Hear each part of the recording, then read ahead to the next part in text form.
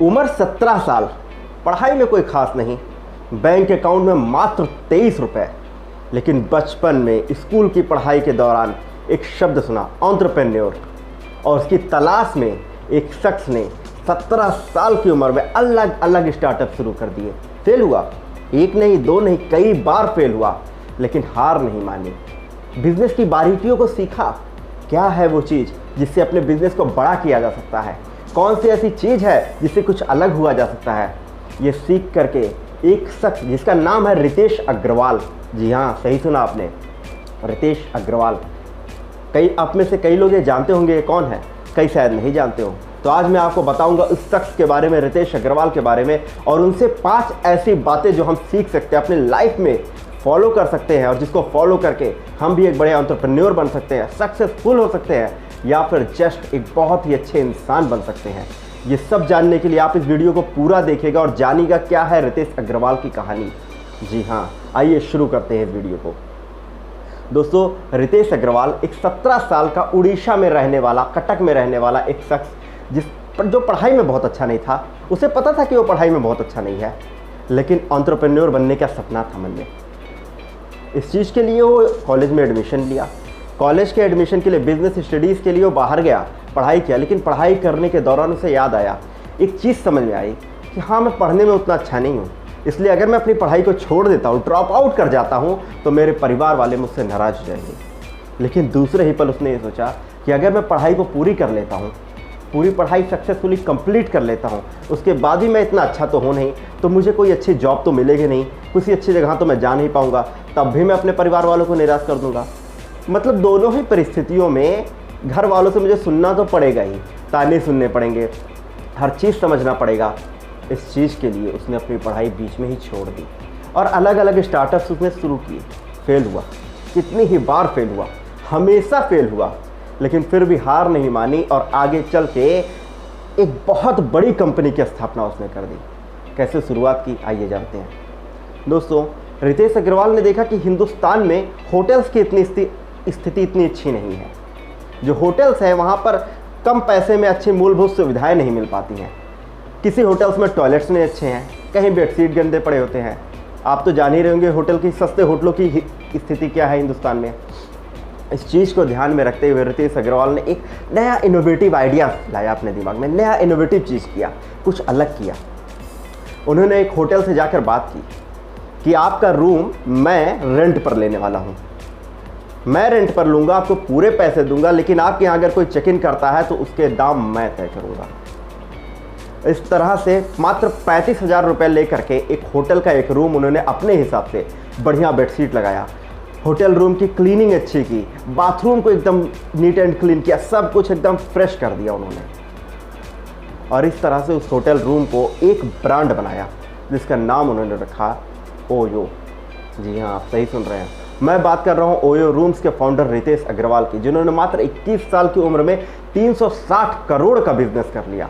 और जानते हैं दोस्तों, आज की स्थिति में, आज की करंट सिचुएशन में ओयो रूम्स की कीमत कितनी है?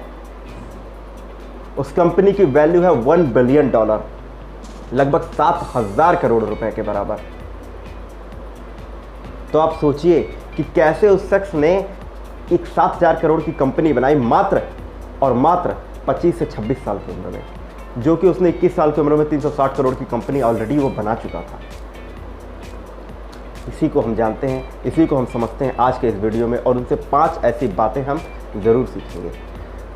दोस्तों, उस कंपनी को, उस रूम को जब उन्होंने शुरू किया, 35,000 रुपये लगा करके उसे इनोवेट किया, तो होटल के मालिक ने सोचा कि ये एक छोटा सा लड़का, 17 साल का लड़का, ये क्या ही कर ले जाएगा, लग रहा है अमीर बाप की औलाद है, पैसा उड़ाने आया है, उसे क्या प्रॉब्लम थी, उसे तो पैसे मिल रहे थे। उसने कहा ठीक है। लेकिन दोस्तों, जब वो शुरू हुआ, वहाँ पे लोगों ने चेक इन करना शुरू किया, कम दाम में इतने अच्छी सुविधाएं लोगों को मिलने शुरू हुई, तो लोगों ने उसे पसंद किया और होटल के मालिक को भी लगा, अरे यार ये तो बड़े मुनाफे का बिजनेस है, बहुत ज़्यादा मुनाफा देने वाला बिजनेस है। इस तरह शुरू हुआ ओयो रूम्स की स्थापना। और जानते हैं, धीरे धीरे करके उन्होंने उसे ऑनलाइन प्लेटफॉर्म पे लाया, एक बड़ा वेबसाइट बनाया, एक बड़ा ऐप बनाया ओयो रूम्स के नाम से, जहाँ पे आपको छोटे से कम पैसों में एक 5 स्टार, एक 7 स्टार होटल की जितनी लग्जरी आपको मिल जाती है। उनकी सबसे बड़ी खासियत क्या थी? हिंदुस्तान में या विश्व में जितने भी बड़े होटल चेन्स हैं, वो सभी उन होटल्स पे फोकस करते हैं जो ऑलरेडी 5 स्टार या 7 स्टार होटल्स हैं। लेकिन रितेश अग्रवाल ने उस पर फोकस नहीं किया। रितेश अग्रवाल ने फोकस किया उन छोटे होटल्स पे जिनको कोई पूछता नहीं, उन छोटे होटल्स पे जहाँ पे सुविधाएं अच्छी नहीं होती थी, उन छोटे होटल्स पे जिन पे एक मध्यम वर्गीय परिवार डिपेंड करता है, जिन पे एक मध्यम वर्गीय परिवार जहाँ कर रहता है, जहाँ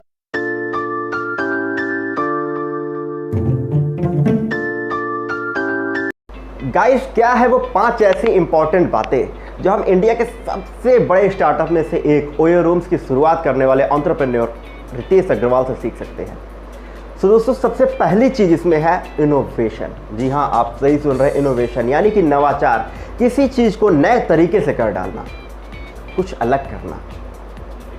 दोस्तों लाइफ में कितनी ही ऐसी चीज आप कर रहे होंगे जो आपके साथ साथ आपके बहुत सारे प्रतिद्वंदी कर रहे होंगे, बहुत सारे लोग कर रहे होंगे, लेकिन आप उसमें अलग कैसे हो सकते हैं? चाहे वो आपकी नौकरी हो, कोई बिजनेस हो या कोई भी चीज़ हो, अगर आपको उसमें अलग होना है, कुछ अलग करना है, तो आपको कुछ अलग तरीके से उसको रिप्रेजेंट करना होगा। अपनी चीज़ों को कुछ अलग तरीके से ही रिप्रेजेंट करना होगा। आपने बीबी की वाइन्स चैनल को देखा, क्या उससे पहले यूट्यूब चैनल इतने नहीं थे? बहुत सारे थे जो फनी वीडियोस बनाते थे, जो वाइन्स करते थे, अलग अलग चीज़ें करते थे। लेकिन पता है बीबी की वाइन्स इतना पॉपुलर क्यों हुए? क्योंकि उन्होंने कुछ अलग किया। ऐसा नहीं है कि उनका टैलेंट और लोगों के पास नहीं है। उसके बाद देखिए कितने ही ऐसे लोग आए जो उस तरह की वाइन्स बनाना शुरू किए, लेकिन फिर भी बीबी की वाइन्स सबसे बड़े यूट्यूबर बने। उसका कारण था कुछ इनोवेट करना, कुछ अलग करना, लोगों से हटके करना, उसी टैलेंट को नए तरीके से पेश करना। मैं आपको एक एग्जांपल देता हूं। मैं अपनी पढ़ाई के दौरान कानपुर में रहा करता था। वहाँ बहुत सारी ऐसी चाय की दुकानें हुआ करती थी, लेकिन एक ऐसी चाय की दुकान थी जो सबसे ज़्यादा चलती थी। इसलिए नहीं कि उसका क्वालिटी बहुत अच्छा था, इसलिए भी नहीं कि वो बहुत बड़ी दुकान थी, बहुत बड़ी शॉप थी, जी नहीं, एक छोटी सी दुकान थी, एक ठेले जैसे, एक रेडी जैसी जगह पे चलती थी, उस चीज़ में चलती थी। जानते हैं क्यों? क्योंकि उसका नाम बहुत इनोवेटिव था, बहुत अलग था। उसका नाम था बदनाम चाय सेंटर। लोग उसके नाम से इंप्रेस होकर के वहाँ पर आते थे और उस नाम की वजह से वो चाय का दुकान सबसे ज़्यादा चलता था। वहाँ के आसपास जितने चाय की दुकान थे उनसे कहीं ज़्यादा चलता था। सो हमें अपनी लाइफ में ग्रो करने के लिए कुछ ना कुछ इनोवेटिव करना होगा, कुछ अलग करना होगा, और ये एक चीज़ हम सीख सकते हैं एंटरप्रेन्योर रितेश अग्रवाल से। आइए बढ़ते हैं हमारे दूसरे पॉइंट की तरफ। हमारा दूसरा पॉइंट है स्ट्रेंथ, अपनी ताकत पे फोकस करना। ऐसा कितनी बार होता है कि हम सब सिर्फ अपनी कमियों को बेहतर करने पे ध्यान देने लगते हैं कि हमारी जो कमी है वो दूर हो जाए, लेकिन हम भूल जाते हैं कि भगवान ने जो हमें टैलेंट दिया है, जो ताकत दी है, जो स्किल हमारे अंदर है, क्यों ना हम उसे बेहतर कर जाए।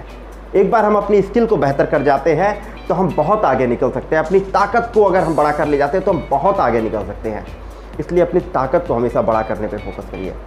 आपने MS धोनी का नाम सुना होगा, हम सभी ने सुना है। वो हिंदुस्तान के सबसे महान कप्तान रहे हैं, लेकिन क्या आपने कभी ही MS धोनी को रिवर्स स्वीप या कुछ ऐसे वैसे शॉट लगाते देखा? नहीं देखा, क्योंकि जानते हैं, उन्हें पता है कि वो मेरी ताकत है ही नहीं। उनकी जो ताकत है, हेलीकॉप्टर शॉट उनकी ताकत है, उन्होंने उसका बहुत प्रयोग किया। जो भी उनकी ताकत है, स्ट्रेट ड्राइव उनकी ताकत है, उन्होंने उसी तरह से खेलना प्रेफर किया, ना कि किसी और को देखकर AB डिविलियर्स या किसी अन्य को देख करके ऐसे वैसे शॉट लगाने का। ऐसा नहीं है ना। इसलिए हमें अपनी ताकत पे फोकस करना चाहिए। और देखिए, सिर्फ अपनी ताकत का प्रयोग करके, सिर्फ अपनी स्ट्रेंथ पे फोकस करके वो हिंदुस्तान के सबसे महान कप्तान बन गए, सबसे महान फिनिशर बन गए। पूरे विश्व में उनके जैसा कोई फिनिशर नहीं। ये दूसरी चीज़, अपनी ताकत पे फोकस करना, हम सीख सकते हैं एंटरप्रेन्योर रितेश अग्रवाल से। हमारी तीसरी बात जो हम सीख सकते हैं उनसे, वो है जल्द से जल्द शुरुआत करना। आपने ये तो सुना होगा कि सब्र का फल मीठा होता है, लेकिन ये जानते हैं किस केस में होता है? जब अपने काम कर लिया हो और आपको रिजल्ट ना आ रहे हो, उस केस में आपको सब्र करना चाहिए। लेकिन अगर अभी आपने काम शुरू ही नहीं किया तो आपके लिए सब्र का फल सड़ भी सकता है। इसलिए जितनी जल्दी हो सके हमें शुरुआत करनी चाहिए। रितेश अग्रवाल ने बता दिया, उम्र का कोई मोहताज नहीं होता है, ना ही उम्र किसी चीज़ की। आपने देखा, उन्होंने 17 साल की उम्र में शुरुआत की, 19 साल की उम्र में उन्होंने ओयो रूम्स बना लिया और 21 साल की उम्र में उन्होंने उसे 360 करोड़ की कंपनी बना दी। और आज 27 साल की उम्र में वो 7000 करोड़ की कंपनी के मालिक हैं। हिंदुस्तान के सबसे बड़े स्टार्टअप में से एक ओयो रूम्स को उन्होंने शुरू किया। इसलिए जितनी जल्दी हो सके अपने काम की शुरुआत करनी चाहिए। आपके अंदर कोई आइडिया आता है तो तुरंत उस पर लग जाइए, उस पर काम करिए, उसे आगे बढ़ाइए। आप अगर ये सोचेंगे सिक्योरिटी के बारे में, सारी चीज़ों के बारे में, और रिस्क नहीं लेंगे, तो याद रखिए रिस्क ना लेना ही सबसे बड़ा रिस्क है। इसलिए अब बढ़ते हैं हम हमारे चौथे पॉइंट की तरफ। क्या है हमारा चौथा पॉइंट? गाइस, हमारा चौथा पॉइंट है एक अच्छी टीम के बारे में। एक अच्छी टीम की ज़रूरत, एक अच्छी संगत की ज़रूरत। आप कहीं भी हो, कहते हैं कि आप जिन 5 लोगों के साथ सबसे ज़्यादा घूमते हैं आप उन्हीं 5 का एवरेज होते हैं। अब आप आंकड़ा लगाइए, आप अंदाज़ा लगाइए कि आप सबसे ज़्यादा किन 5 लोगों के साथ अपना समय व्यतीत करते हैं। वो आपके दोस्त हो सकते हैं, आपके ऑफिस के कलीग्स हो सकते हैं, कोई भी हो सकता है। अगर आपको लगता है कि ये 5 लोग जिनके साथ आप सबसे ज़्यादा समय व्यतीत कर रहे हैं वो आपके लिए सही नहीं है, तो आपको उस जगह को छोड़ देना चाहिए। फिर चाहे वो आपकी नौकरी हो, वो आपकी दोस्ती हो, कुछ भी हो। आगे बढ़ना है, भविष्य में कुछ करना है, तो आपको अपनी संगत को बेहतर करना होगा। उन लोगों के संपर्क में आना होगा जो आपको मोटिवेट करे आगे जाने के लिए, जो आपको हौसला बढ़ाए आगे बढ़ने के लिए, जो आपको सिखाएं। कई बार क्या होता है, हम ऐसे लोगों के बीच में रहते हैं जो हमसे कम जानते हैं, हमसे थोड़ा कम सीखते हैं। जानते हैं दोस्तों उसमें क्या होता है, आप उनसे कुछ सीख नहीं पाते हैं, कुछ बेहतर नहीं कर पाते हैं। इसलिए ऐसे लोगों को प्रेफर करिए जिनसे आप कुछ सीख सकें, जिनसे सीख करके आप आगे बढ़ सकें। अपने से बेहतर लोगों की संगत में ही रहना चाहिए हमेशा। इसलिए कभी भी कहीं भी स्टक होके ना रहिए, बल्कि अपनी संगत को बेहतर करने पे फोकस करिए। अब बढ़ते हैं हमारे 5वें और आखिरी पॉइंट की तरफ। क्या है वो 5वां और आखिरी पॉइंट जो हम सीख सकते हैं एंटरप्रेन्योर रितेश अग्रवाल से? वो 5वां और आखिरी पॉइंट है फेल्योर से नहीं घबराना है। हम सब कितनी बार अपने फेल्योर से घबराते हैं ना, कि हम फेल हो गए तो क्या होगा। ये रिस्क लेने से जो हमारे अंदर डर है कि ऐसा हो गया तो क्या होगा, वैसा हो गया तो क्या होगा। क्या आपको अपनी काबिलियत पे ज़रा भी भरोसा नहीं? एक नौकरी में, एक बिजनेस में या किसी भी चीज़ में आप इतना स्टक हो गए हैं, क्या पैसे ने आपकी ऊपर बेड़ियाँ बात नहीं है?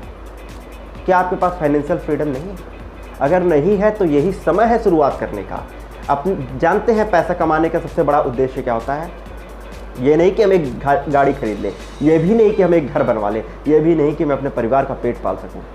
पैसा कमाने का एक और एकमात्र लक्ष्य होना चाहिए, वो है फाइनेंशियल फ्रीडम को अचीव करना। कि मैं कुछ भी करने जाऊं, मुझे पैसे के बारे में सोचना ना पड़े। इस फाइनेंशियल फ्रीडम को अचीव करने के लिए आप जितनी मेहनत कर सकते हैं करें, लेकिन कभी भी पैसे के अपनी बेड़ियाँ मत बनाइए कि पैसा आपको बांध के चले, वो नौकरी या फिर वो बिजनेस आपको बांध के चले। ऐसा नहीं दोस्तों, अपने पैसे को ग्रो करें, अपने लाइफ को ग्रो करें, अपने स्किल को ग्रो करें। जिस भी चीज़ को आप बेहतर कर सकते हैं, जिस भी चीज़ से आप फाइनेंशियल फ्रीडम को अचीव कर सकते हैं, उस चीज़ को बेहतर करें। क्योंकि आपका एक और एकमात्र लक्ष्य होना चाहिए फाइनेंशियल फ्रीडम को अचीव करना। फिर उसका तरीका कोई भी हो, इसका मतलब ये नहीं कि कुछ गलत तरीके अपनाएं, लेकिन फाइनेंशियल फ्रीडम को अचीव करना ही आपकी सबसे बड़ी उपलब्धि होनी चाहिए और सबसे बड़ा लक्ष्य होना चाहिए। उस पर फोकस करें। तो ये थी वो 5 बातें जो हम एंटरप्रेन्योर रितेश अग्रवाल से सीख सकते हैं। दोस्तों, मुझे पता है कि आपको ये वीडियो अच्छा लगा होगा, और अगर ऐसा लगता है आपको तो आप इस वीडियो को लाइक करिए, सब्सक्राइब करिए, शेयर करिए, नोटिफिकेशन बेल को जरूर दबा कर रखें ताकि मेरी अगली वीडियो की नोटिफिकेशन आपको जल्द से जल्द मिल सके। And thank you.